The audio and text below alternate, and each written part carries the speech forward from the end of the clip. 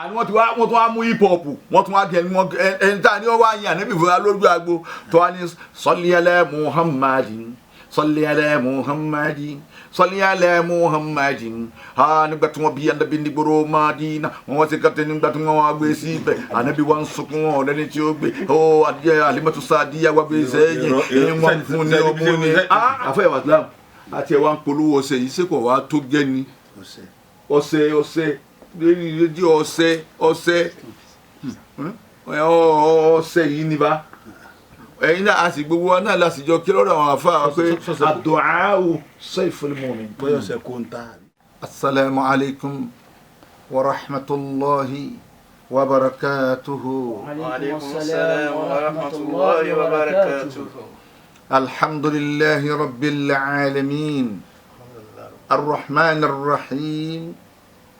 مالك يوم الدين اللهم صل على سيدنا محمد وعلى أهله وأصحابه وسلم آمين Àmín. adúpẹ́ fún Ọlọ́run Alhamdulillah. ọba tí ó jọ ẹnìkan tẹ́nìkan ò jọ Allah. gbogbo wa lẹ́ni ó jọ wá lẹ́yìn bá kọjá lọ wọn ni ẹni ní sí dàbí Alhaji Buhari wọ́n jọ wọ́n gan o kò sí fún Ọlọ́run ẹ̀wẹ́ ni ti jẹ́ Ọlọ́run kò sí àwọn sẹ́ẹ̀sì Ọlọ́run agbára Ọlọ́run ikú Ọlọ́run gbogbo nǹkan tí ń bá ti ń jẹ́ tọ́lọ́run ọjọ́ tẹ̀dá kan tàwọn ẹ̀dá ó sì máa jọra wọn. Tabaraka ya Allahu Rabbi laka thana. فحمدا لمولانا وشكرا لربنا. títóbi Ọlọ́run ọba náà ọba tó ṣe pé ẹnìkan ò rí di rẹ̀ wọn á wádìí èèyàn wọn á rí wọn ní bàbá kínní ńlọbí kínní bàbá kínní ńlọbí kínní ńlọ́wọ́ á bí bàbá tiẹ̀ lọ́wọ́ á bí lágbájá ni lọ́wọ́ á bí òun sáyé wọn ò rí di ọmọ ànábì Ádámà àmọ́ ẹnìkan ò lè rí di Ọlọ́run gbogbo wa tá à ń bẹnu ayé pátá wọn ò tú di wa wọn ò rí di wa àmọ́ wọ Ọlọ́run àfihàn ni ẹnìkan ò rí di rẹ̀ ẹjọ́ tó ti ń jọ́ lọ́hún ẹnìkan ọmọ gbọ́ ó débẹ̀ ẹnìkan ò lè sọ bó ti ṣe wà ẹnìkan ò lè sọ tó ń ṣe lọ́wọ́ ntí ń bá ń tẹ́ ń ṣẹlẹ̀ lára wa nínú tí wọ́n lọ́wọ́ bá ń ṣe lọ́wọ́ náà ni mímọ́ rẹ̀ Ọlọ́run.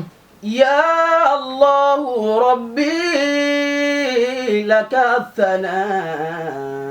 فحمدا لمولانا وشكرا لربنا. Ọlọ́run a dúpẹ́ fún ọ àyìn ọ àlódìjọ́ mẹ́jọ àwa tún ní ìjọ́ mẹ́jọ ìlà tún wà ń bẹ yìí gbogbo àwọn tí wọ́n fún alẹ́mù lórí ètò yìí á kí yín gẹ́gẹ́ bí ìṣe wa ká tó kí yín Ọlọ́run bá ṣe dáadáa fún bàbá wa fi olú sí Ọlọ́run jẹ́ kí dáadáa bàbá fi olú ọmọ pọ̀ sí Ọlọ́run jẹ́ kí dúkìá rẹ̀ ọmọ pọ̀ sí Ọlọ́run mọ wá bẹ̀ ọ́ ní dákun gbogbo bọ́lọ́run bá ti ṣe gbogbo ẹ̀ fún bàbá fi olú tó má jẹ́ kankan bàjẹ́ Ọlọ́run yóò dáa fáwọn ọmọ bàbá fi olú ju tí wọ́n gan lọ la ilaha illallah bẹ́ẹ̀ náà la ṣàdúrà fún gbogbo tí ń já àwọn èèyàn yéèyàn ńlọrin ọlọmọsà bá wa pẹ̀lú wọn tó fi wá dórí olórí gbogbo wa pátápátá òun náà ni bàbá wa lọ́la bá lùlọrin ṣéèkù wallahu ya'simuka minan nas la takhafu wala hawla wala quwwata illa billahi al-aliyyil azim bàbá wa bá lọ́rin nìkan lónìí ọlọ́run bá wa pẹ̀lú wọn ọlọ́run dàn bàbá wa bá lọ́rin ọlọ́run pa wọn lẹ́kún ọlọ́run kó fi Ìlọrin láyàbalẹ̀ fún bàbá wa bá lọ́rin kó wá fi bàbá wa bá lọ́rin náà láyàbalẹ̀ fún lọ́rin la ilaha illallah aki baba wa sana adelodun Ọlọ́run jẹ́ ari yín pé Ọlọ́run jẹ́ da fún yín sà bẹ́ẹ̀ náà la kí Alhaji Abdulrasheed trader dealer àwọn tí mo fún wa lẹ́bùn ni nínú wọn náà ni Alhaji wa Táyé Jíwá Táyé Hassan elépo Ọlọ́run dákun mọ́sà bá wa ṣàlékún dáadáa rẹ̀ nínú wọn náà tún ní Alhaji wa èrè ọlá Ọlọ́run mọ́sà wọlé ndé Muhammad kó bá wa pẹ̀lú yín òun ni mo kọ́ Al-Qur'an fún wa Ọlọ́run kó wa wọlé ìṣirò ara rẹ̀ abẹ́ à ń fagbára rẹ̀ a fi bẹ́ẹ̀ Alájà wa Halima Adélọ́dún Ọlọ́run pa yín lẹ́kún o bó tẹ́ ń bá sì ń fẹ́ ni kọ́lọ́run máa ṣe fún yín. àtúnṣàdúrà bẹ́ẹ̀ àṣẹ fún bàbá wa má dìbò Ọlọ́run má bà tí wọ́n jẹ́ Ọlọ́run má dá tiẹ̀ rú la ilaha illallah. ambassador Tajudeen Ọ̀lẹ́sìn dákun Ọlọ́run má jẹ́ ó ṣubú Àmín. Ọlọ́run má gbé ṣubú Àmín. wala la ilaha illallah Àmín. ogun tó ṣe fún má jẹ́ ó bàjẹ́ Allahumma wala àmín. jẹ́ kan Èso Ọlọ́run Àmín. àti gbogbo àwọn tí tún máa fún wa lẹ́bùn bẹ́ẹ̀ náà ni Abubakar Abdulrasheed láti College of Education ní Ládùúgbà lọ́hùn Ọlọ́run mọ́sàjọ́ dáa fún wọn scholarship rẹ̀ ń bẹ nílẹ̀ tó kó fún wa pé ẹni ọba ti gbàgbére yín ẹ máa fún wọn dákun Ọlọ́run mọ́sàjọ́ dáa fún wa o la ilaha illallah gbogbo wa náà tá àwọn ń wá pátá Ọlọ́run dáa fáwọn náà gbogbo àwọn iléeṣẹ́ wọ̀nyí Ọlọ́run dáa fún wọn GM wa ní Diamond 8.7 Ọlọ́run bá pẹ̀lú GM Ọlọ́run bá pẹ̀lú bàbá wa HOD marketing bàbá wa Oyèdépò gbogbo tí wọn bá ń fẹ́ wájú Ọlọ́run kó bá ṣe fún wọn bẹ́ẹ̀ náà ni ó wá bẹ̀rẹ̀ bẹ́ẹ̀ èdè rí ọlọ́wọ́ bọ́tìnì wa bàbá kékeré dákun Ọlọ́run mọ́sàjọ́ dáa fún gbogbo yín o ọwọ́ láti ẹ̀ lọ́kọ́jọ́ dáa fáwọn náà o la ilaha illallah. Àfáà wa Islam ẹ̀ sálámù sílé. Assalamu alaikum wa rahmatullahi wa barakatuh. Wa alaikum salam wa rahmatullahi wa barakatuh.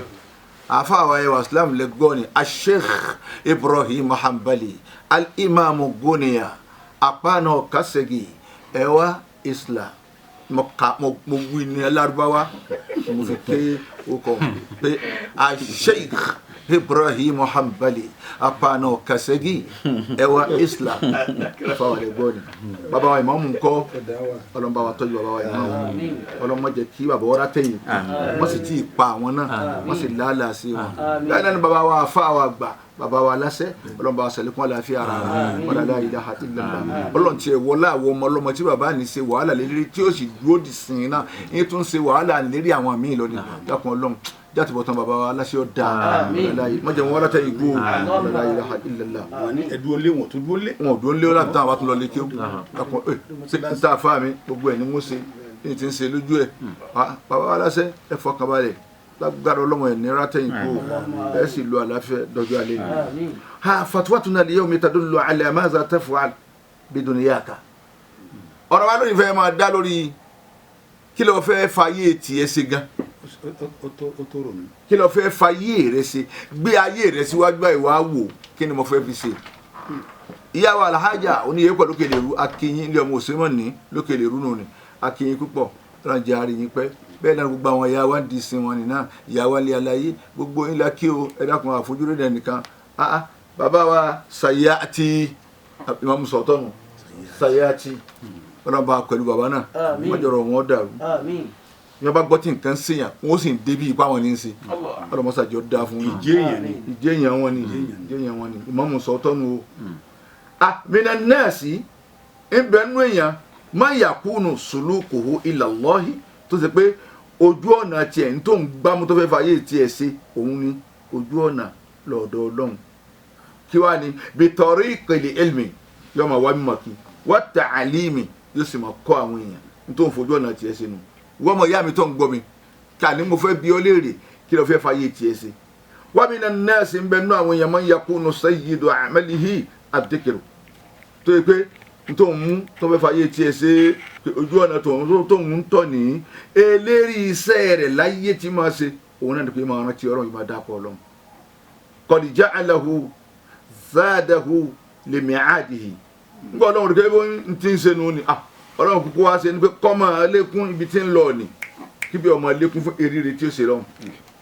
wa minan nasi bẹ́ẹ̀ ni tún bẹ́ẹ̀ nù àwọn èèyàn man yakunu sayyidu amalihi tó yẹ pé ntòun yàn láàyò tó jẹ́ lérí iṣẹ́ tiẹ̀ wà tọ̀rí ìkùkù tó ojú ọ̀nà rẹ̀ tí ń sì ń tọ́ as-salatu da'iman ẹni pé tọ̀ ntòun fàyè tiẹ̀ sínú ni as-salatu ní gbogbo gbà.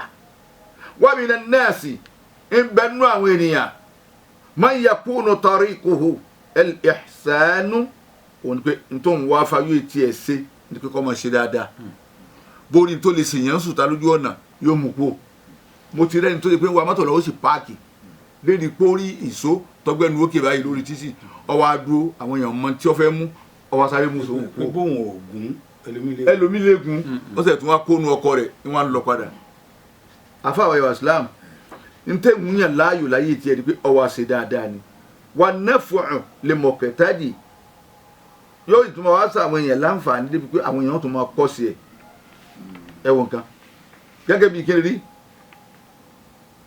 kàkàdá ilẹ̀ hajjáàtì ẹ̀rí kakọ̀dọ̀ ilẹ̀ hajati gẹ́gẹ́ bí kọ́ mọ báwọn èèyàn bí abùkátà wọn watafurijul kurbati àti kó sì máa yọ àwọn èèyàn kó nu tó lè pa wọn la tó lè ṣe wọn ní nǹkan kí nǹkan. òun kì wàhálà bọ̀ yẹn lọ́rùn. òun kì wàhálà bọ̀ yẹn lọ́rùn.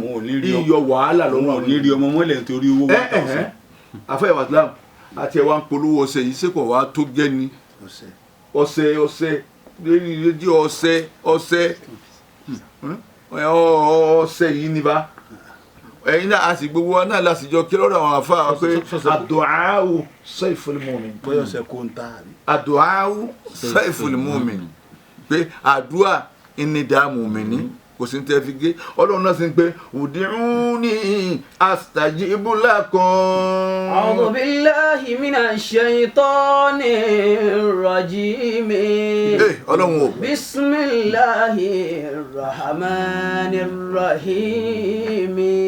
Ud'uni astajibu lakum. Ud'uni astajibu lakum. Inna rahmatallahi qaribun minal muhsinina. Inna rahmatallahi qaribun minal muhsinina. ẹni ọlọ́run ló wí bẹ́ẹ̀. ọlọ́run ni. nígbà tó ní o sì wà kọ́ làrọ́ bòkúmù di wú ni. ẹ wo gan. wà kọ́ làrọ́ bòkúmù. ẹsẹ̀ wọn. Wa qala rabbukum ud'uni ìtọ́sájú náà nù. ìtọ́sájú ẹ̀ náà Inna rahmatallahi qaribun minal muhsinina. afáyà wa islam ó ní ẹ pè mí wọ́n jẹ yín. tọ́ba tiẹ̀ ní a máa pè mí kílẹ̀ ọ̀nìkọ́lá. astajibu lakum. sàdánà bá mu. bọ́bá ni ẹ máa pè mí kí la wá sí. sàdánà bá mu. ó tún wá fẹ́ràn wa títí ó tún wá ní ud'uni ẹ pè mí ọlọ́run ọba yín astajibu lakum mọ́dà yín lóhùn. gbogbo kálukú la pèlè ọ̀dáhùn mọ́. kálukú ní tígéètì. kálukú la pèlè ọ̀dáhùn mọ́. ẹ jẹ́ gbogbo wọn padà tọ́dọ̀ ọlọ́run. kọ́dà ẹlòmíì ẹrù bí ọ̀gbọ́ràn ní gbogbo ẹ̀ ní gbọ́ kò ní dáhùn. kò ní dáhùn ni.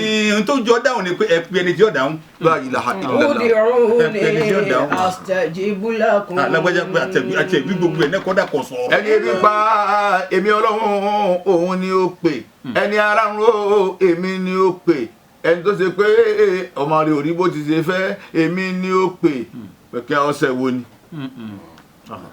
ọṣẹ ẹ polówó àdúrà ẹ jẹ́ àpolówó àdúrà ud'uni astajibu lakum ẹ pè mí kí n jẹ ẹyin kí n da yín lóhùn. ẹ sì máa bọ kájọ ṣàdúà.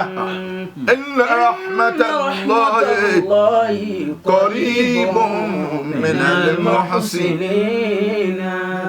ọlọ́run tó wá ń dájú àánú wọn ọlọ́run qaribun minal muhsinina ó súnmọ́ gbogbo àti bá ń ṣe dáadáa àti gbogbo ẹni tí ó bá bẹ ọlọ́run ó gbọ́dọ̀ ní dáadáa tí ń ṣe.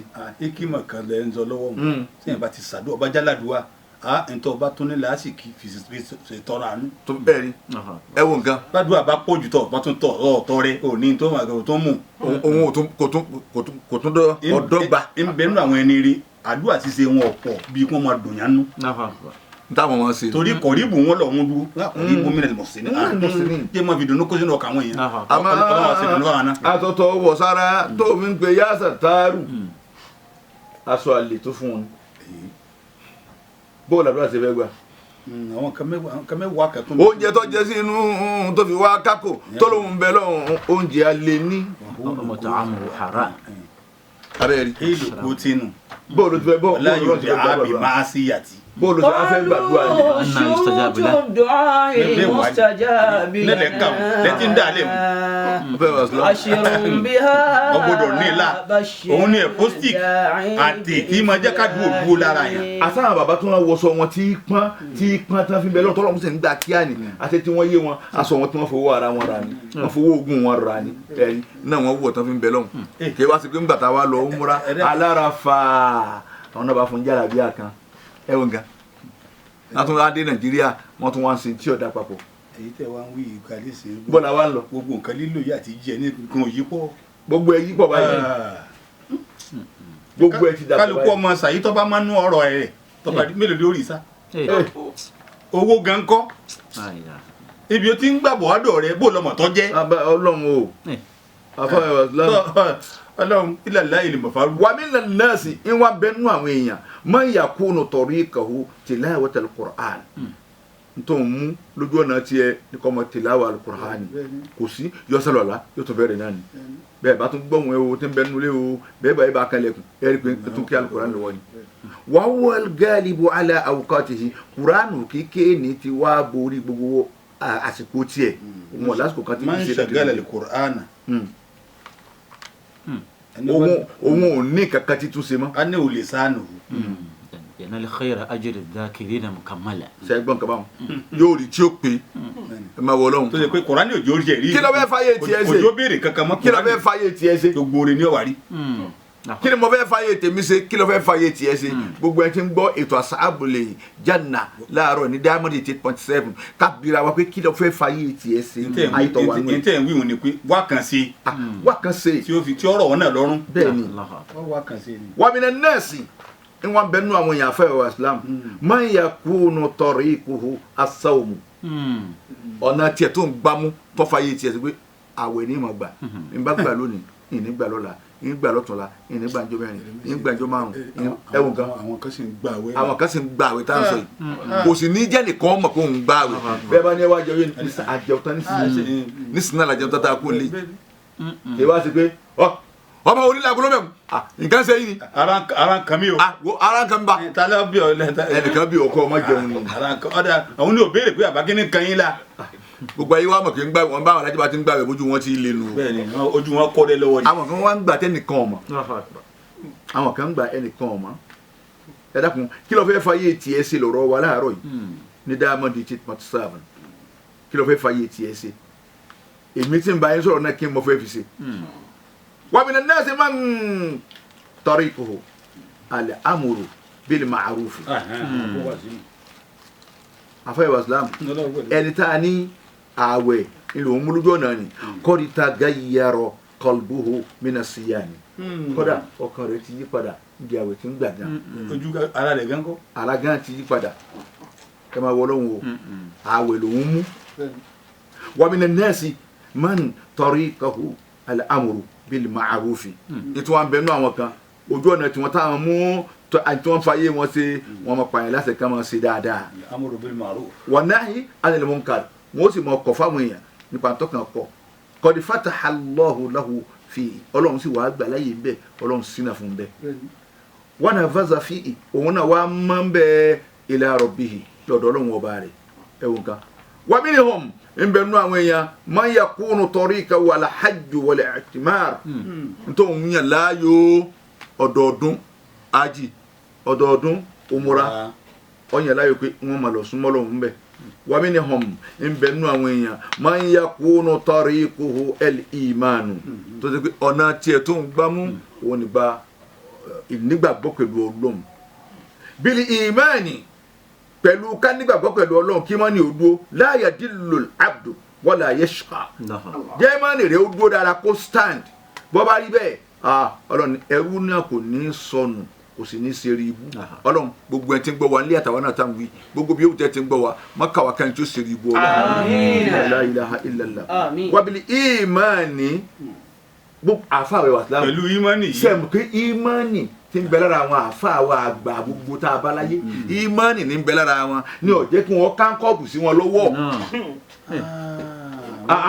wọn ò ní ní kúrin. wọn ò ní ní kúrin ní pé tọ́lọ́ mú wa yìí náà láyé. wọn ò sọsọkúsọ. tọ́lọ́ tó mú wa yìí náà láyé. wọn ò jẹjẹkújẹ. wọn ò jẹjẹkújẹ. wọn ò wowokúwo. bẹ́ẹ̀ ni wọn ò sì rìnrìn kúrin. wọn ò ṣèṣekúṣe. wọn ò dá sọ̀rọ̀ tí ó kàn wọ́n. ọ̀rọ̀ tí ó kàn wọ́n wọn ò dá sí. wọn ò sì dẹbírú.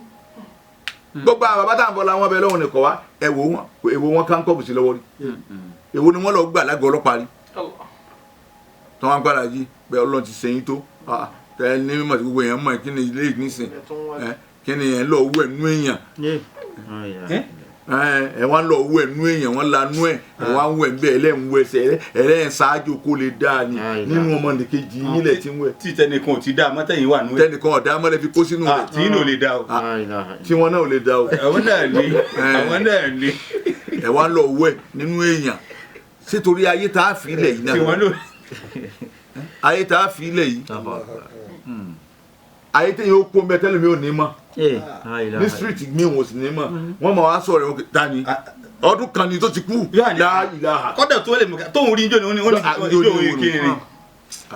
la ilaha sáyé náà lè wá wà mọ́wọ́ báyìí ayé tó yẹ kó gbogbo ń tẹ̀lé ṣe ń bẹ̀ tí ń bá ń jọyàn lójú yóò padà di tí yóò gbó yóò gbó ni èèyàn gan ò gbó ṣé bá a ti rí lọ́dún kọjá lọ la rí lọ́dún yìí kó lò jẹ́ dídí. ẹ jẹ́ kálukú ó súnmọ́ Ọlọ́run ẹ dákun ẹ jẹ́ kálukú ó súnmọ́ Ọlọ́run afáyọ̀ ìwà Islam tó ti ẹ̀kú náà kọ́ mu.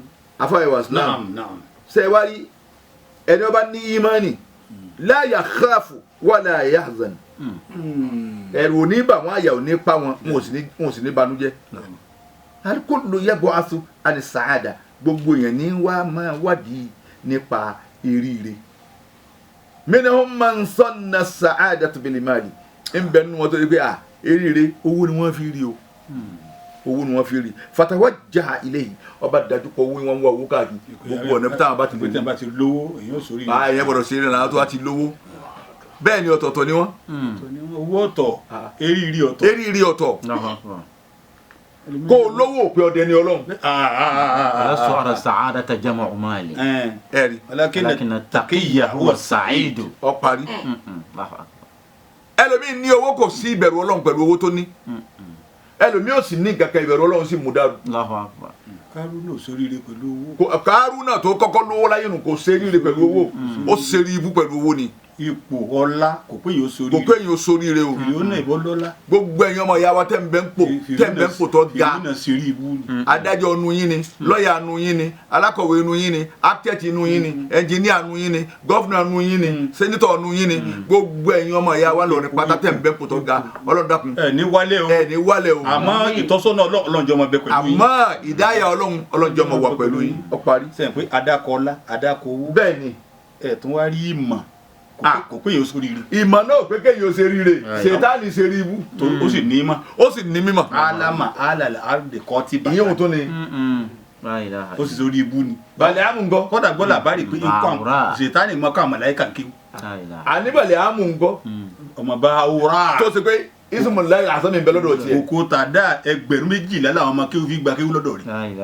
ẹ̀gbọ́n kan. kòkó tàdá 12,000. 12,000 kòkó tàdá. àti ìsọ̀tàn àwọn ọmọ kéwù. kò ṣe ríire. ọgbà tó sì pilẹ̀ tí ó fi lọ ṣe ibú yìí ọ̀pọ̀ ìmọ̀kalẹ̀ bí ìgbà téèyàn bì ní. alájẹdá kò kè é dalẹ̀ gbogbo tí máa ń bẹ lọ́wọ́ kálukú kè é dalẹ̀ ẹja bẹ lọ́hùn ni o kí mọ́ ni wọ́n dúró dáadáa ni o. ẹlòmíì kò sí ti ń dààmú rẹ̀ kéde pé òní mímọ́ àmọ́ kọ̀ lẹ́kọ̀ọ́ téèyàn fi lò. pẹ̀lú parí ó ní ìmọ̀ àmọ́ kọ̀ lẹ́kọ̀ọ́ téèyàn fi lò mímọ́. afáwẹ̀ wa Islam wà mí ni hàn nítorí wọn bẹ nù èèyàn man sanna sa'adatu bin nisa'i. ó rò pé kóbìnrin kọ́ ká fẹ́ yìí ká fẹ́ tọ̀hún lèyàn fi ṣe ríire ní o ẹ̀wọ̀n gan fatawajjaha ilayhinna lọ́nà bá dájú káwọn obìnrin tó bá fẹ́ yìí afúnyìn lóyún kò ní gbà bọ́ba tẹ́lẹ̀ yìí kò ní gbà tọ̀hún nísàn kí kálukú mọ́lẹ̀ ń hún wọn lóyún ni wọ́n á ń pè àwọn afáànà ni. man arafa ar-rijali kanzun wa man arafa an-nisaa nadama. ìsọlẹ̀ nọ̀nà ló fọ́ lóyún ìsọlẹ̀ nọ̀nà ló fọ́ lóyún wọ́n pe àwọn èèyàn pé ẹ̀dá pẹ̀lú èèyàn ńlá ni wọ́n ẹ̀dá pọ̀ àfáà ni wọ́n ẹ̀rọ àṣọ pẹ̀lẹ́pẹ̀lẹ́ ètò fún lóyún èèyàn lábò wà ní pé àfáà ni wọ́n ẹ̀dá pọ̀ ẹnu ọ̀nà wọn ẹ̀dá pẹ̀lẹ́pẹ̀lẹ́ sí ni wọ́n pe assalamu alaikum àwọn fada wọ́n ń sàdọ̀ lọ́wọ́ ẹni wọ́n stop àdúrà kí wọ́n jáde ìwọ̀ ọdẹ o ọ̀yá amúdáta lóró àwọn ni níbo wọ́n tí wọ́n máa wá yíyá yín náà ni wọ́n pe àfa ẹ̀sìn wa ń wo oṣù wọn lóhun lẹ fún àwọn ohun pé àmú Ọlọ́run ni àmú Ọlọ́run ni kí ni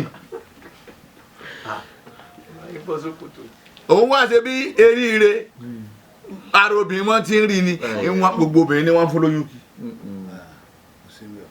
fasa'adatu fil imani afẹ́ Islam eríire tí wọ́n wá kì í ń bẹ́nu gbọ́lọ́wọ́n bá gbọ́ wal imanu fil qalbi imani sì ní ọkàn lọ́wọ́ wala sultanun li ahadin ala alqalbi illa rabbu ko wa sedi kanu no ma nabi adama tó lágbára lórí ọkàn pé mo lè ṣe báyìí lórí ọkàn illa rabb ya folon so na lo dan ken o ganda tó kan sala sílẹ̀ pé èmi Ọlọ́hun mo ṣiṣẹ́ láre lára làákàyè tó bá ti dàrú kẹrẹ ẹ kàn gbọ́ bàbá ń ta aṣọ kọ̀ọ̀kan wẹ̀yìn pé tani wọn rẹ̀ ni tani kọ́ páàkì ló. ta aṣọ pé ẹ sọ.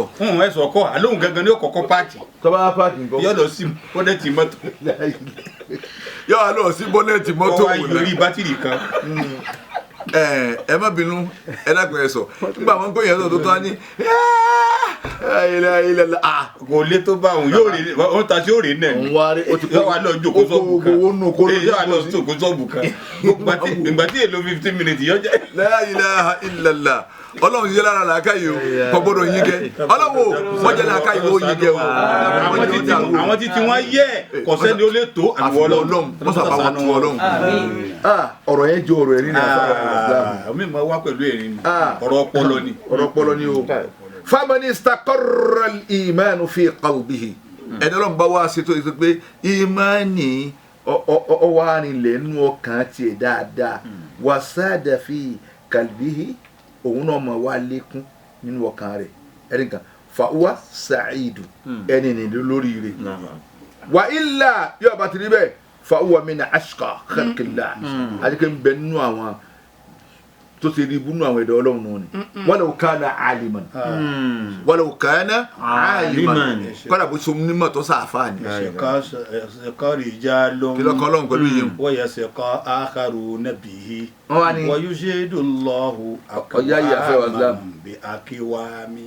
àfáyà wa islam walau kana aliman àníkọ́yà wọ́n bá ti pé onímọ̀ ló ń tọ̀ ẹ wá wò nǹkan wa qala Allahu ta'ala ọlọ́run ọba wa ń sọ báyìí في القرآن الكريم إنما المؤمنون الذين إذا ذكر الله وجلت قلوبهم وإذا تليت عليهم آياته زادتهم إيمانا وعلى ربهم يتوكلون إنما المؤمنون الذين إذا ذكر الله وجلت قلوبهم إنما المؤمنون إذا ذكر الله إنما المؤمنون الذين إذا ذكر الله إنما المؤمنون الذين إذا ذكر الله وجلت قلوبهم وإذا تليت عليهم آياته زادتهم إيمانا وعلى ربهم يتوكلون. ọlọ́ni ha innamal mu'minuna dájúdájú àwọn tó ń gbà wọ́n bá gbọ́ ladina iza zukira Allah òun là ń tó ṣe pé wọ́n bá gbọ́ orúkọ Ọlọ́run báyìí. wajilat qulubuhum. ọkàn wa gbọ̀n rírì afáwọ̀ ẹ̀sán tí wọ́n gbọ̀n mọ́ bẹ́ẹ̀ bá dé mọ́kàtà bá tó sáfù tí màmú bá ń kéwú lọ́wọ́ tóun náà bú ẹkún ẹ wá àwọn Lárúbáwá tá a jọ tó nínú àwọn náà omi ọ̀pọ̀lọpọ̀ ẹlòmíràn wọ́n máa sunkún mọ̀ wá wojú tiwa láyìn tá a wà ẹnìkan ò sunkún nù wá. ṣe rí àwọn Lárúbáwá tẹ̀lé tí ń bá mọ̀ọ́mù sunkún chanẹ́lì tí wọ́n so pọ̀ mọ́ra wọn.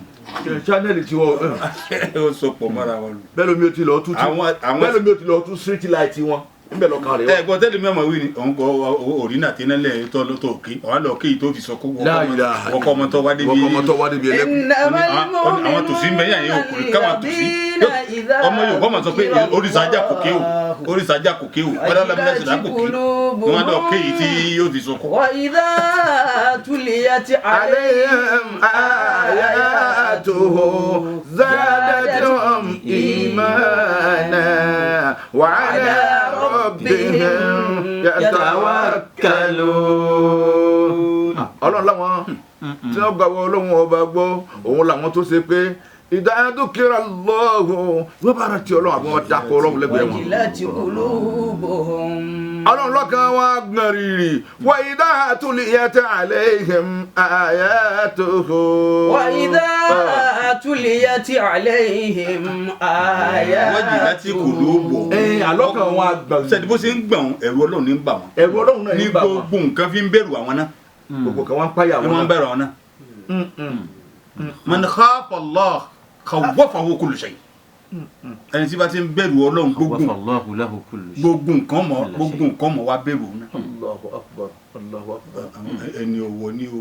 àwọn àdàkùn ẹni ọ̀wọ̀ ni wọ́n o. òun náà mọ̀ kó lè rí ibú lòun bíi tiwọn yẹn kọ́ wọn àgbà.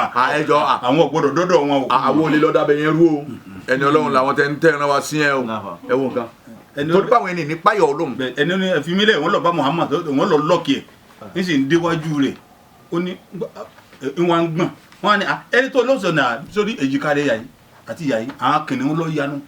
ní ọjọ́ wo lè súnmọ́. èyí ọ̀kan rí ni òun rí. Allahu akbar sallallahu alayhi wa sallam. aláwọn tó ti pé wọ́n gbà wọ́ Ọlọ́run ọba gbọ́. wa idha tuliyat alayhim ayatuhu. ẹlẹ́kejì. bí wọ́n bá tún wá ń ké ayàwó Ọlọ́run fún wa tí wọ́n ń ké. zadatihum imanan wa ala rabbihim yatawakkalun. zadatihum imanan. Imani wọn tún wá lékún. Afẹ́ wa tẹ́lẹ̀ ní dínkù. ìbẹ̀rù Ọlọ́run ọba wọn tún wá lékún sí yóò tún wá di dọ́bù. ara tún wá lé. ara wọn tún wá lé sí pé jẹ tọ́lọ́run ni. ẹ wo nǹkan wa ala rabbihim yatawakkaluna àwọn wà agbára lẹ́nìkan láyé ọ̀dọ̀ Ọlọ́run ní fara ti wọn. sẹ́ni pàwọ́ àtẹ̀yìn sí agbé wọ́n lọ́n bó sínétọ̀ wá lọ báyìí àìsí sínétọ̀ lé ní ìyá fi ń jẹ wá báyìí. níjọ́ tó wọn bẹ nú oyún kọ́ sọ ọmọ sínétọ̀ rí. òun náà ní tọ́yọ lòsìsì. gómìnà tí o sì ń lè yá ara sì wá níyàn kò sí tí gómìnà lè ṣe nínú gbèsè ayé. àìlè ìjòkó lé gómìnà náà òun náà dára ẹ̀ níní. òun náà dára ẹ̀ níní. kí ló ń òjòkó lé sí. kí ló jẹ́ tí o sì ń lé. òun náà máa bẹ́ lé. kò dára ẹ̀ níní. sójú èsì wa jòkó ń léwu ìwọ náà ọ gba tiẹ̀ lọ ìwọ náà gba tiẹ̀ lọ. bí o sì ti jòkó ń léwu ọ̀ ń bẹ́ nù tó torí ẹ̀ lọ. bẹ́ẹ̀ ni tọ́lọ̀ yanjú. ẹ wo nǹkan èyí ṣe Ọlọ́run ní ẹ gbára lé gbogbo tó gbé ètò wa lónìí ibi adarí ẹ̀ sí ni pé gbogbo wa pátá Ọlọ́run ní ẹ jẹ́ agbára lé. Zadati òye máa ń tẹ̀ kí àwọn sábẹ́nsì Ọlọ́run tí ọba di pé ogun yá ó ní àyà tí wọ́n kì í wọ́n ní ara wọn wà dàbí pé ogun wọn lábẹ́rẹ́. nígbà tí wọ́n gba abẹ́rẹ́ agbára. wọ́n míì sì ń lọ kú ni àmọ́ wọn ò wẹ̀yìn mọ́ torí àwọn ọ̀dà ní ẹ̀kọ́ àwọn tiẹ̀ ń bọ̀ wálé. à ń lọ tán sọ̀hún. bọ́ba di pé wọ́n á lọ wọ́n wá dé alhamdulilayi. bọ́n bá sì dé alihamudulilayi. òṣìṣẹ́ tí munabi kí ó sì wọ̀ ìwọ pé bí wọ́n bá kó ọkọ̀ ọ̀rọ̀ ogun dé àwọn àmì ìtorí ọkọ̀ ọ̀rọ̀ ogun làwọn ràn jú wọn. kọfẹ́ lọ tẹ́lẹ̀. kọfẹ́ lọ. bẹ́ẹ̀ ni láyé lónìí náà nísìnyí ẹlòmíì gbogbo bí owó ní ọ̀ràn jú wọn báyìí. bẹ́ẹ̀ni gbogbo tó bá jáde ẹja lọ sí tọ́lọ́ kálukú gbé pọnpọ́n lọ́wọ́ ni o. ẹjẹ máa mú òkè ẹni kó jẹ́ nìkan lórúkọ ní akàdákẹ́ àwọn ẹni wọn gbádùn lálẹ́ àná àmọ́ báyìí kó de wòlímọ̀ ni. ó ti dìde agbára tiẹ̀ gan fẹ́ bàtà wọn lè mọ́ wọn gbà mú. ẹ jẹ́ kálukú Ọlọ́run ní Ọlọ́run afẹ́rẹ́ wa Islam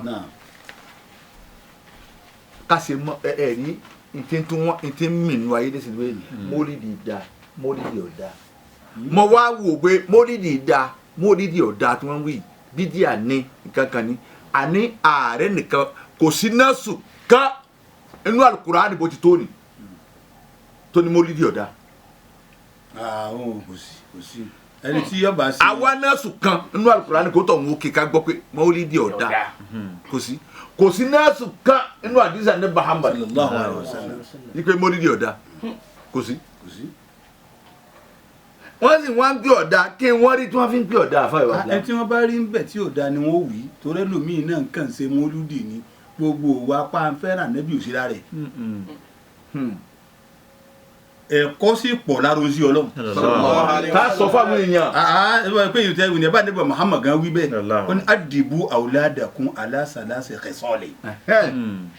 ẹ̀kọ́ àwọn ọmọ yín lẹ́kọ̀ọ́ nǹkan mẹ́ta tọ̀ ẹ̀kọ́ jí wọ́n mọ nǹkan mẹ́ta ẹjọ́ yé wọn sí ẹ ṣàlàyé rẹ̀ fún wọn. àkọ́kọ́ ń bẹ̀ hubbi nabiyyikum. La ilaha illallah. ẹ wo gbólóhùn ayọ̀kan. hubbi nabiyyikum. ìfẹ́ ànábì yín ànábì wo tiwa gbogbo ànábì Ọlọ́run náà nufarriqu bayna ahadin min rusul gbogbo wọn la gbà gbogbo wọn tiwa àmọ́ Muhammad sallallahu alayhi wa sallam lọ́nà fi ṣaṣíwájú wa ànábì òun gan ni wọ́n sọ pé ẹ fi ìfẹ́ ànábì yín kọ́ àwọn ọmọ yín. adibu awladakum ala salasi khisali. àkọ́kọ́ tí ọkọ̀ wa ni wípé hubbi nabiyyikum ẹ dákun jẹ́ àwọn òbí hubbi nabiyyikum ìfẹ́ ànábì yín. ẹ yá yẹ bẹ̀yẹn wo. kò sí nítorí orí bẹ̀ ni pé ànábì náà gbà látọ̀dọ̀ Ọlọ́run. in kuntum tuhibbuna Allah fattabi'uni yuhibbukum Allah. ويغفر لكم ذنوبكم تحبون الله فاتبعوني يحببكم الله فاتبعوني يحببكم الله إن كنتم تحبون الله فاتبعوني تباني أولون لبان نفي تولي النفي أولون يوكيو بني النفي أولون غني وانسو كل ọ̀rọ̀ tó délẹ̀ yìí wọ́kọ́ ẹni kò sẹ́ni tí ó bọ̀ sọ wọ́n náà ni ó lọ sọ̀rọ̀ ara rẹ̀ sọ fún wọn pé in kuntum tuhibbuna Allah láwọn fẹ́ràn Ọlọ́run omi Ọlọ́run sọ fún wọn pé fattabi'uni èmi ni kí wọ́n tẹ̀lé èmi Muhammad sallallahu alayhi wa sallam tó yẹ kọ́kọ́ sí yẹn la díẹ̀ pé ọ̀rọ̀ mi lọ̀rọ̀ yẹ bá fi rẹ́ lómi àbó ti bọ́ náà ni lọ wí fún wọn àwọn afá wa jòkólẹ̀ wa ronú pọ̀ ọ̀rọ̀ Muhammad sallallahu alayhi wa sallam mẹ́ta la pé hubbi nabiyyikum náà bẹ́ẹ̀ Ọlọ́run dá gbogbo ayé ó dá gbogbo ayé yìí nítorí tànẹ́bà Muhammad sallallahu alayhi wa sallam tàbáwò bàbá rẹ̀ pọ̀ ń jẹ́ kèfèrí tó gbọ́ lóhùn gbọ́ tó fẹ́ràn ní Muhammad torí ànábì lọ́lọ́ fi dọ̀ kódò tún wúlò fún ànábì wọn adọ́lọ́ ń bá aṣàlékún kẹfà ànábì ló ń kẹ́ ni ó fẹ́ràn ẹ̀ àti ló ń kẹ́ ni tí ó fẹ́ràn ẹ̀ ó tún wúlò fún ànábì wa tọ̀ nígbà tó lọ́wọ́ dá ayé àtọ̀run torí tànábì àwọn afáwa ní ẹlẹ́ ọ́fíìsì ó dá ànábì nítorí ààrẹ wọ́n ní kí ló dé kí ni kò sí nǹkan kan tí mo dì sọ́pọ̀ Ọlọ́run kò nídìí kankan lọ́dọ̀ ẹni kankan bẹ́ẹ̀ni kí ni ó pò ń wá lọ́dọ̀ ẹ̀dá àwọn kan bẹ́ẹ̀ni ẹ̀dá ni ó mọ̀ wá nǹkan lọ́dọ̀ Ọlọ́run ẹsẹ̀ wá lè lò ó pé ó dá ànábì nítorí ààrẹ wọ́n ní kò lè ẹ wọ àyà in kuntum tuhibbuna Allah bẹ́ẹ̀ bá ti ń fẹ́ràn Ọlọ́run torí mò ń fẹ́ Muhammad mo dá pé ní ìfẹ́ mi ni òun náà sì ń fẹ́ mi nígbà tí n ti ń fẹ́ òun mo dá nítorí ara mi náà nù. Allahu akbar in kuntum tuhibbuna Allah fattabi'uni ọwọ́ de yuhibbukum Allah tẹ́ ẹ bá ti fẹ́ èmi náà fẹ́ràn yín. kódà wọ́n.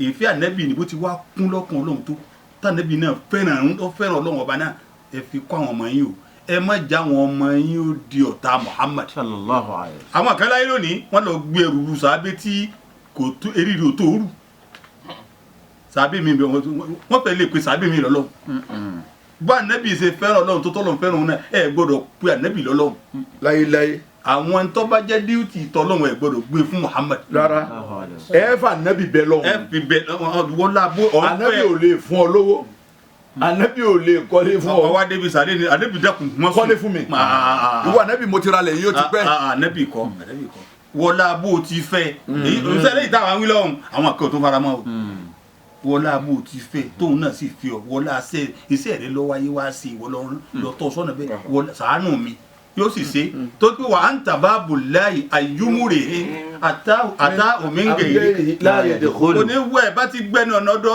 lọ́wọ́ ànábì wọ ọ̀dọ́ Ọlọ́run ẹ̀ lè rí léwọ̀ ara ẹ̀ wọ́n ti bá ń ṣe mọ́lúdì nàbí ìtẹ́rí tí ń ká wọn láwọn kọ́dà lómi ò ní ẹ̀rí lọ ẹ̀kédà láyé lọ́kàyàrá ẹ̀ka ló Kùránì ẹlòmí àti gbé aṣọ kalẹ̀ agbé owó kalẹ̀ àmọ́ wa ha adé mò ń ṣe tí mò ń ṣe yìí mò ń ṣe nítorí ìfẹ́ ànábì yìí wọ́n burú jù tẹ́ bá rí àsìkò òun ó dé wọn ó kì í ọ̀rọ̀ ọ̀run yìí náà ibi mọ́lúdì náà wọ́n ti ṣe kíni wọ́n ti sọ ànábì jẹ́ ọlọ́rẹ̀ lànábì alámojúkó lànábì ànábì máa rí yóò lóhùn ò rí gbogbo àwọn ẹ̀kọ́ yìí ẹ fi kọ́ àwọn ọmọ yín pẹ̀lú ìfẹ́ ànábì. àfọ ìbàdàn mo rí àṣàlátù kan wọ́n ń pè wọ́n ní bomaism àwọn wá gbé àgbékalẹ̀ wọ́n wá ń kọ́ àwọn obìnrin bẹ́yẹn tí ìwẹ̀ jẹ́nẹ́bà àwọn obìnrin wọn ń pọ́ lọ́wọ́ jẹ́ ọ dáa fún yín o ẹ ṣeun wọ́n wá ń garun àwọn tí wọ́n mọ̀ wọ́n wá ń garun àfa wa bọ́ sórí pàkété ní wọ́n wẹ̀ bá a ti wẹ̀ ní àákọ́ wẹ̀ bí ó ga ká tó wẹ̀ bí ó lọ ọlẹ̀ bá a ti ṣe àfa wa kọ́ wọn ọkọ̀ wọn bí wọ́n ti sàlọ̀ àlá pẹ̀lú bá a ti sàlọ̀ lá ní ẹ̀ tó bomi sọ́wọ́ báyìí tí ń ti jẹ́ àlọ́ láti rí ọ̀n bọ́jú nù ó bomi sọ́wọ́ ọwọ́ àfihàn fún ibi irun ti bẹ̀rẹ̀ ibi ọ̀pá ibi tí irun ti bẹ̀rẹ̀ ló ti bẹ̀rẹ̀ wọn wá ń kọ́ wọn bẹ́ẹ̀ ìjàgbọ̀n mo wá wò wọn pé mo tún àtàlátò eléyìí dáa ẹ̀kọ́ wọn kọ́ wọn. afa wa ń pè bẹ́ẹ̀ bá ti ń sàlọ̀ lánìí ẹ wà parí ẹ̀ síbi ìjàgbọ̀n báyìí ọ̀là lọ̀ lánìí ó ní kì í ṣe kọ́ wà á dúró ó pò ń ṣe ọ bẹ̀rẹ̀ ni àbíkọ́ farabalẹ̀ kó jókòó lẹ̀ àbíkọ́ farabalẹ̀ kó jókòó lẹ̀ bòmáìsàn wọn ń pè wọn ṣe pé ẹ̀kọ́ Islam wọn kọ́. ẹ̀kọ́ gẹ́gẹ́ bí n tẹ́ wípé mọ́lídì ní tí wọ́n ń ṣe nú ẹ̀ ń bò mí ni wọ́n fi pẹ́ kódà. tọ bẹ́ẹ̀ ni. bí a ń sa pépà kọ́ńdọ́ọ̀mù ńlẹ̀ lásùbà. kọ́dẹ̀ yìí òun nìkan kó ń pàtó ìpọ́n ti lọ wọ́n gẹ́gẹ́ tó le. àtòmí àtọkùnrin wọn á jó pàdé. nàbí ilà á sì máa sọ̀rọ̀ ọ̀pọ̀ ṣé bó ti ṣe yìí. náà lè sọ̀rọ̀ pọ̀. bẹ́ẹ̀ ṣe àdébí ò ní wọ ẹlòmíì. àtàwọn àtà nàbí láàsì jẹ́ ọ̀sà àwàdà àbádá àlì jẹ́ nínú. arábó ló pé. ẹni tó sì ń bọ̀ àjọ pàdé rẹ̀ yìí ti ń bẹ́ẹ̀ ní agbá. ẹni tá nàbí o sì ju wo tí ó rẹ̀ rìn sí tí ó kó mọ́ra tí ó rí gbígbé dájú Ọlọ́run ẹni ó bá sì fẹ́ rẹ̀ láyé ni. ẹni ó bá tẹ̀lé tiẹ̀ láyé ni. sallallahu alaihi wasallam. ẹ wá fi kọ́ àwọn ọmọ yín kún wọn mọ́ adébímọ́lódì nàbí ọ̀hún sàṣà láti fa nàbí mbẹ́ wọn sọ̀rọ̀ ń kó sí Ọlọ́run bá nàbí ti wà ní ànàbí jálámójú kúrò kódà ọlá farada bá nàbí ti ṣe nù. ngbòsókè mọ́lúdì ẹlòmí ń bá wọn obìnrin gbà táwọn tí wọ́n gbọ́ wà sí tí ó gbọ́rọ̀ ànàbí débẹ̀ òun ká àyà kan dé àyà táwọn máa ké yìí wasali mutasilima.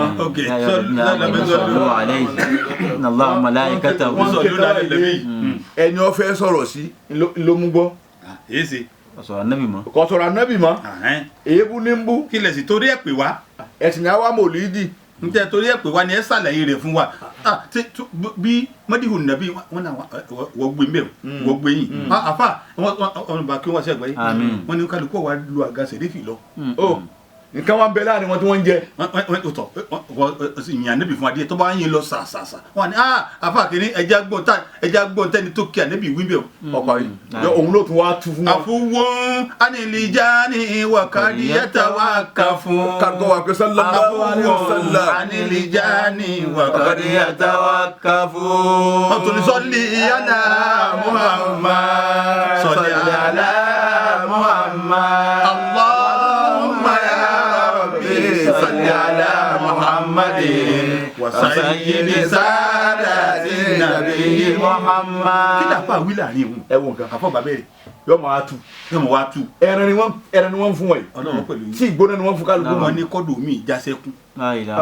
Ó tú mi pé ètò sànẹ́bí láàrin yìí rèé ètò fi kì í ní ètò fi ṣẹlẹ̀ ní. Omi ọ̀ bọ́ lójú wọn. Wọ́n wàá wo èyí tí wọ́n ń bọ̀ náà fi ránú lé tó ń fi torí ẹ̀ lọ rìnrìn kùnrin ànẹ́bí ò rìnrìn kùnrin. Kó rìnrìn kùnrin kọ̀ọ̀sọ́kùsọ ànẹ́bí ò wúlò kùnrin. Bákan náà àwọn sàábì rẹ̀. Wa ali baiti. Wa ali baiti àwọn ará ilé rẹ̀. Ará ilé tún yàtọ̀ sáwọn sàábì. Ó yàtọ̀. Ara ni àwọn tí ẹ ń bẹ àwọn tàbí tún bí ọmọ kéwú nù wọn ṣàlàyé àwọn ọmọ kéwú yìí náà bó wọn rí gan bó làbúbákìrì jẹ́ sànẹ́bí bó ni Umaru jẹ́ sànẹ́bí bó ni ṣe sí wọn Abubakiri ní ọlọ́rọ̀ ni olówó ni àmọ́ kò fẹ́ nǹkan kan àfi Muhammad sallallahu alaihi wasallam torí ìtànẹ́bí náà lè gbẹ Islam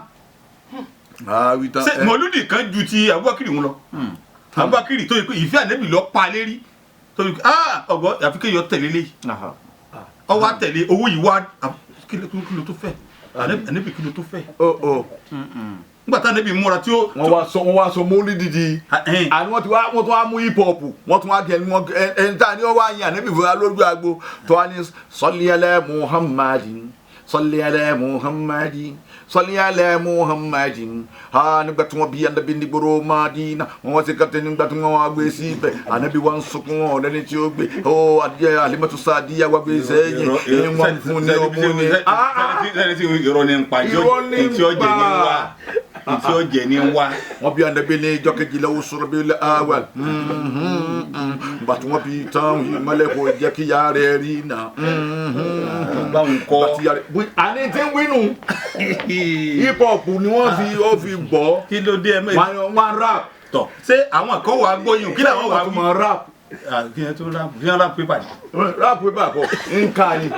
ìrápù náà ni ní ẹ mọ. èyí tí mo wí fún yín wọn ni pé wọ́n rap ẹni wọ́n bí Ànábì níjọ́ kejì lọ. àtò iná lè yí wọn èmi náà mọ̀ nù.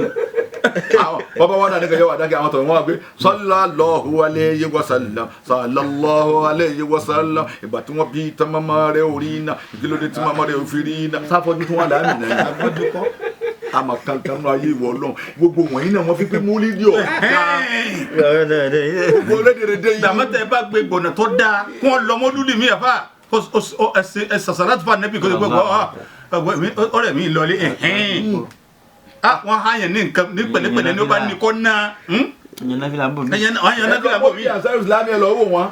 Ọ̀rọ̀ Ànábì wọ́n sọ fún yín. Ẹ lọ mọ́lídìí àfa Salati. Ẹ lọ lé dá Salati ẹ lọ wo mọ́lídìí. Wọ́n sì àzikiri fún yín. Àfa ibi ọba wà ìwọ náà mọ̀ pé wọlọ́hun. Ẹ lọ lé wíìrìdì. Ọ̀yàn nafila mi ọ̀padà jòkó ni. Ilé wíìrìdì. Ọ̀yàn nafila ọ̀padà jòkó. Fúnra rẹ̀ ló jòkó lẹ̀. Ànábì sọ̀rọ̀ nǹkan náà gba nafila náà wọ́n fi kí Muhammad. Làwọn wá fi kí Muhammad. Ilé wíìrìdì. Gbé dáadáa tábàrí lọ́lọ́ sábà kí Ànábì. Látayébáyé nafila làwọn ṣe ń bẹ̀ ni. Ẹ̀yin wá ṣe yín ẹ wá kó gbọ́ àmúndíá èyí táyà rẹ̀ ga èyí tó kúrò ẹ̀ kó wọn wájú wọn wá ṣe àtàwátà nàbì láàdẹ̀ máa sọ̀rọ̀ pọ̀ tàbá wọn gbé jíjọ́ nàbì sallallahu alaihi wasallam èyí tí wọ́n bọ̀ á pàdé àwọn àfa mi sánà àyà tiẹ̀ tó kíni plasma yìí ṣé ànábì náà lọ sọ yìí náà. Ọ̀tọ̀ ló yẹ káwọn ó jòkó lẹ̀. Ọ̀yìnbó tó yẹ káwọn wọn ni ó jòkó lọ́tọ̀ ni. Gbogbo tèyí tẹ́ kéré tẹ́ pè láyà sí ni òní máa fi yín wájú àwọn àfa. Gbogbo ẹ̀ ní fi sallallahu alaihi wasallam wọlọ́n bó tiẹ̀ ti ṣe wájú àlùkò mọ́sà ṣe wá dáadáa ọlọ́run. Àkọ́kọ́ ọ̀sà wọlé àdé gbọ́ alẹ́. Gbogbo rédèrèdè sì wá kún ayé. Èéfì àwọn ará ilé rẹ̀ èéfì àwọn sàábé yìí ẹ fi sáwọn ọmọ yín lọ́kàn. Ẹ dá àwọn ọmọ yóò mọ̀ nípa ní Muhammad. Abubakar ṣe wàhálà tó báyìí ó lówó owó rẹ̀ sì fi tán. Nítorí ta ní Muhammad torí ti Islam. Owó lọ́tàn yìí nítorí Islam ó kọ rẹ̀ ní ọ̀tán yìí. Ó kọ ní ọ̀wá tán yìí o. Ẹ máa wá sọ lọ́dọ̀ Umaru. Ẹ máa sọ lọ́dọ̀ Umaru. Ó di ọmọ ẹjọ. Ẹ máa sọ lọ́dọ̀ Usman. Ẹ pàdé wájú ọjọ́ ẹ gbọ́. Wọ́n ní fi ànẹ́bì nítorí tọ́lọ́mù. Kátó wá tó pé Sayyidina Ali. À ń ṣe mólúdì rédèrèdè ẹ wá ní mólúdì náà ni. Wọ́n fi ẹ̀mí tiwọn yàtà nẹ́bì. Ikú tí ọba pa ọ́ àwọn ní kọ́ pa. Ọlọ́mọdé kí wọ́n ti ń ṣe mòlídìí ọlọ́mọdé wọn rí báńgá. Igbó kan mọ̀ dàpọ̀ ni. Àgbàfẹ́ wà sílámù.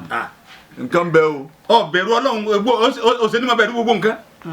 Wọ́n mọ̀ ọ́ ládùúgbò gbogbo tí ọ̀dà ìwọ ló ṣe ọlọ́lọ́mọ yẹmọ tó fún lórí ládùúgbò nísìn tọ́ọ̀tì ìgbà tí wọ́n gbé ẹ̀ ń lọ kóòtù ẹ̀ ń darí bọ̀ wọ́n ọlọ́pàá mú ọ wọ́n wá ṣe mòlúdì. Wọ́n ọ̀dẹ́ lómi mọ́ mọ́sálásí wọn ládùúgbò. Wọ́n wá ṣe mòlúdì. Wọ́n bá mẹ́sìn máa wọ̀ dàmọ́ amúdásùgbò wọn dàmọ́. Ẹ wá lọ káwọn kan wá àmọ́ wọn rí. Irun òjò ńlá. Ẹ wá lọ káwọn kan wá àdúgbò àmọ́ wọn rí. Ẹ̀yin náà àwọn gba gbogbo eré sí à. Bí àṣẹ wọn ṣẹ̀gbọ́n ẹ̀rọ sábà kẹ́ bàbá wọn ṣẹ̀gbọ́n ẹ̀yin ẹ̀tọ́ ẹ̀yin náà wá sí wá pẹ̀lẹ́pẹ̀lẹ́ ntọ́da náà lẹ́fẹ́ ká máa ṣe kí wá ṣe pé ọ̀sẹ̀ mọ̀lúdì ọ̀wọ̀ náà ọ̀wọ̀ tí wọ́n náà dẹ̀ díẹ̀. Tí wọ́n ń ṣe tí ọ̀dà lẹ́wù. Ìwọ náà gbogbo tó lò ṣe ò níwà pẹ̀lú tó ṣe ò níwà. Ìwọ náà ò níwà pẹ̀lú ẹ. Ojú tì ní ṣe ò ní. Ìwọ náà dáa tán. Kò tí ẹ dáa. Afẹ́ wà sílámù. Gbogbo ẹ̀ fi sí ifi sọ́hun ni ìwọ lọ́wọ́ bó ṣe dáa nẹ́bí gun òṣèlú wọn náà ti ṣe é hùn. Afẹ́ wà sílámù. Sallallahu alaihi wasallam. Àbọ̀ wa ní bá a ti mọ̀ wímọ̀ láwímọ̀ yìí. Àwa náà nísìn èsì pé ẹni wá dùn àní tiwa. Àwa náà ní tiwa. Kí ni kálukú ni ọ̀ sátani ò kọ́ lọ sàmánà kálukú náà ni. Àmọ́ alladina yajtanibuna kaba'ira lè sí tọ́lọ̀ wínú. Wàláì. Àmọ́ eléyìí yọ wọ̀nà eléyìí yẹ wọ̀nà eléyìí ẹlẹ́bọ eléyìí ọ̀ ń pè mùsùlùmí lẹ́lẹ́bọ. Ìwọ náà jẹ́ wọ́n tún àṣírí rẹ̀ ká máa bó ti rí. Gádọ́là tó gbé aboríjìn lọ́pọ̀lọpọ̀. Gádọ́là tó pé o aboríjìn lọ́pọ̀lọpọ̀. Kọ́lọ́ba dúró yín mi ò oníwàsí àgbáyé àbá mi dáadáa. Ìkẹ́ àtọ́là tó pé o àforíjìn lọ́pọ̀lọpọ̀. ìkẹ́ àtọ́là tó pé àforíjìn lọ́pọ̀lọpọ̀. Kọ́lọ́ba múdúrà yìí mi ó níwàsí àgbáyé àfá wa dáadáa. Ẹni kéwu tí ó bá tẹ̀lé ń tọ́ bá ké. Ẹni kéwu tí ó bá tẹ̀lé ń tọ́ bá ké. Afẹ́ wa sílámù. Alẹ́ ní kéwu tí ó bá tẹ̀lé ń tọ́ bá ké. Kéwu Sátánì ní kò ní tó máa mi. Ẹni kéwu tí ó bá tẹ̀lé ń tọ́ bá ké. Àní kéwu Sátánì ní kò ní tó máa mi. Ẹni kéwu tí ó bá tẹ̀lé ń tọ́ bá ké. Wassalamu alaikum wa rahmatullahi.